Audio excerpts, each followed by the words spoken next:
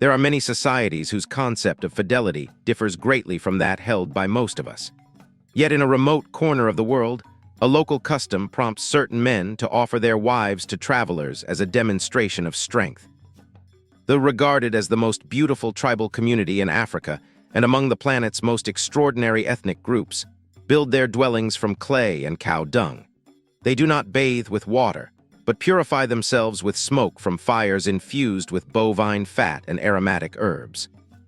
They permit men to have multiple wives as a symbol of authority and employ a distinctive appearance, vibrant adornments, and above all special skin ointments that grant them magical powers and render their tribe the most exquisite in Africa. Welcome to the realm of the people, an enthralling nomadic community inhabiting the deserts of Namibia and celebrated worldwide for the astonishing beauty of their men and women. Across the barren and unforgiving expanses of Namibia, this ethnic group has cultivated a culture that fuses exceptional aesthetics with survival prowess, proving that beauty can bloom even under the harshest conditions and enhance quality of life.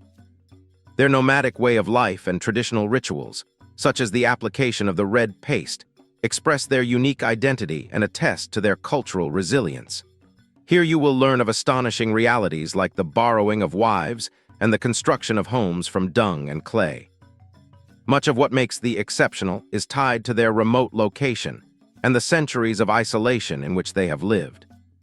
This ethnic group resides in Namibia, a country in southwestern Africa that borders Angola to the north, Zambia and Botswana to the east, South Africa to the south, and the Atlantic Ocean to the west. Due to its position, Namibia has become a crossroads of diverse cultural and natural influences on the continent, including those shaping the. Namibia's climate is predominantly arid, featuring vast deserts such as the along its coast and the inland. Precipitation is exceedingly scant, directly connected to one of the most remarkable traits of the. They never wash with water, as you'll soon discover. This variety of landscapes and climates has given rise to a unique, captivating environment, simultaneously harsh and awe-inspiring, that is deeply intertwined with the characteristics of this beautiful tribe. They mainly inhabit the region of Namibia, particularly the arid and remote area known as, which stretches to the Angolan border. This territory is distinguished by rugged, mountainous terrain and desert plains, hindering access and connectivity with more developed parts of the country.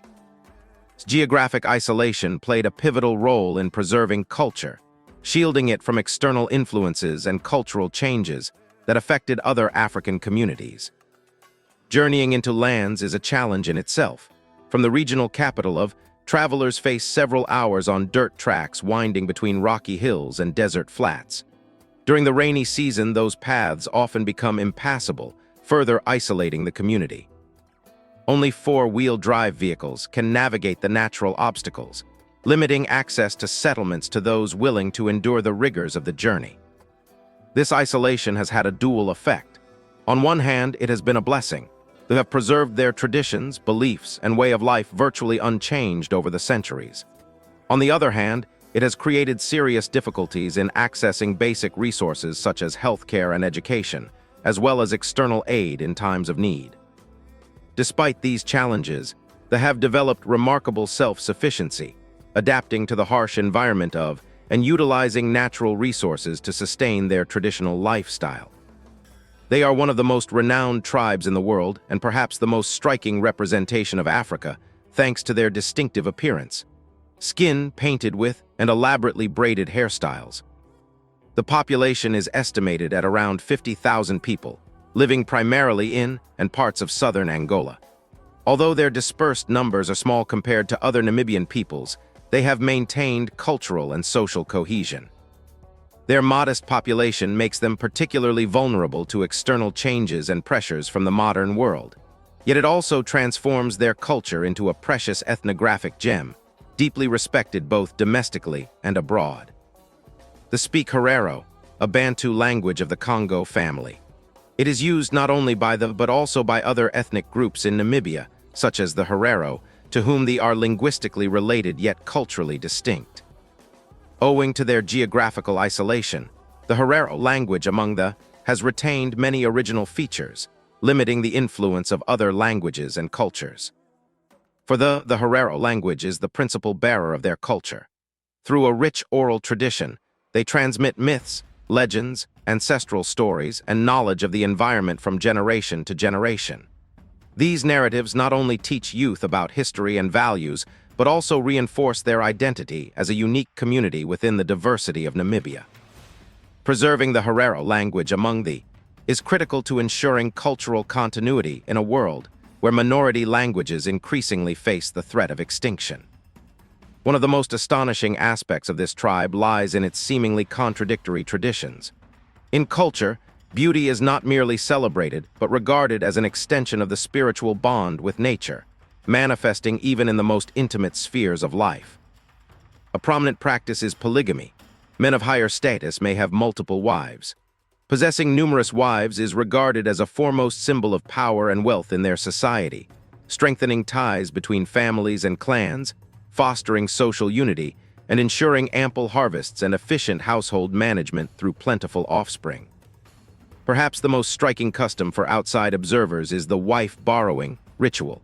When the household hosts important guests or family friends, a man may offer his guest the company of his wife or wives for the night. This occurs with the consent of all parties and is considered a sign of trust between men. Before delving into this contentious practice in detail, let us acquaint ourselves with other unique features of this ethnic group that will shed light on the essence of wife borrowing. One of the most remarkable characteristics for visitors to the is the way they construct their homes. Their dwellings, called, exemplify ingenuity and adaptability in the merciless environment of desert. Houses are made of cow dung and clay, materials that might seem unsuitable at first glance, but, in the context of the arid terrain, form remarkably effective building resources. Dung collected from cattle is mixed with clay and shaped into thick layers that serve as a natural barrier against extreme heat and sandstorms. The construction technique is as ancient as the culture itself, passed down from generation to generation. Dome-shaped homes are built upon a framework of branches and sticks, covered with multiple layers of the dung-clay mixture, each layer sun-dried before the next is applied. The final coat is meticulously smoothed, yielding a surface that reflects sunlight almost magically in the desert. This method is not only functional but also aesthetic, blending seamlessly into the surrounding landscape. It demonstrates profound knowledge of natural materials, properties, and climatic conditions. Dung is nutrient-rich and thermally insulating, helping to maintain coolness by day and warmth by night, an essential adaptation to drastic temperature fluctuations. Such construction showcases the remarkable symbiosis between the and their environment. Beyond practical benefits, the homes of dung and clay carry cultural significance. Each house represents an extension of the family hearth, adorned with elaborate patterns that tell stories and symbolize clan affiliation. Women decorate the walls, transforming every dwelling into a living work of art that expresses communal pride and tradition. Another astonishing feature is that they never bathe with water, not out of laziness but due to geography. In Namibia, water is a precious and exceedingly scarce resource. During the rainy season, it is better reserved for drinking. In the arid landscape, rains are infrequent and rivers are often non-existent, so notions of hygiene have adapted to extreme conditions. Instead of water baths, they perform a unique purification ritual with smoke. They kindle a fire using bovine fat and a blend of aromatic herbs, then sit above it so the smoke permeates their skin and clothing, imparting a characteristic fragrance and creating a natural protective layer. This process not only cleanses effectively, but also shields against insects and other pests. The use of smoke holds deep cultural meaning. The ritual smudging with aromatic herbs is an integral part of daily life. It reflects their ingenuity in using available resources and underscores their connection to ancestors. Bovine fat and herbs serve both practical and ceremonial purposes, reinforcing their cultural distinctiveness. Equally impressive are the adornments of women. To enhance their beauty, they wear numerous metal ornaments and cowrie shells, marine mollusk shells native to the region. These accessories carry profound significance. The number of anklets a woman wears indicates how many children she has, serving as a visible testament to her fertility and standing within the tribe. Additionally, during adolescence, Girls wear a plastic belt that is replaced with a metal one after their first menstruation, symbolizing the transition into adulthood. These elements not only accentuate their beauty, but also narrate personal and communal stories, reflecting significant life stages and social position. In culture, wife borrowing is a practice that embodies both hospitality and intricate social dynamics.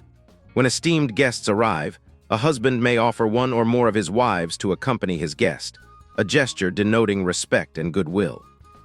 This is not a transfer of ownership or humiliation, but rather a generous act of trust that strengthens trade or political bonds between thee and their visitors.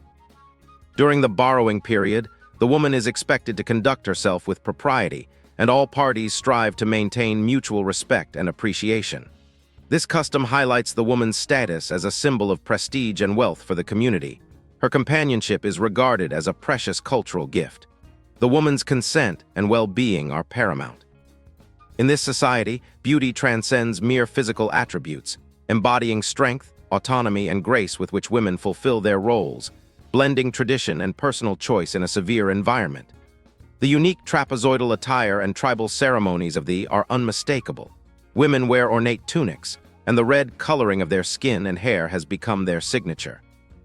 Necklaces, bracelets, and anklets not only embellish, but also signal social status and individual achievements.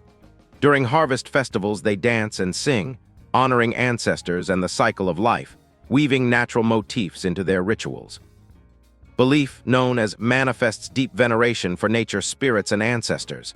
They perceive the divine in the elements of the world around them and integrate this into daily rituals and offerings. Central to many ceremonies is the leopard man, the tribe's patron and ancestral figure linked with guardian spirits. They are convinced of the spirit's influence on their lives, and their rituals blend ancient practices with essential cultural hallmarks. Everyday life among thee is a harmonious integration with nature and a singular social structure. Their clay and dung homes suit the hot, dry climate. Water is scarcely used, and cleansing is done with smoke. The nomadic or semi-nomadic lifestyle revolves around cattle herding, which determines their sustenance and status. In marriage, they practice polygamy and wife-borrowing customs that may seem foreign to outsiders, but are vital components of their social customs.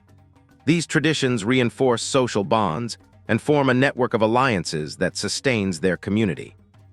Although formal education may not match Western standards, practical learning of traditions and culture is highly valued. This ensures that new generations preserve ancient practices and values while adapting to modern challenges. No matter how unusual these customs may appear to other societies, they will continue to uphold their traditions and way of life, remaining the most beautiful tribe in Africa.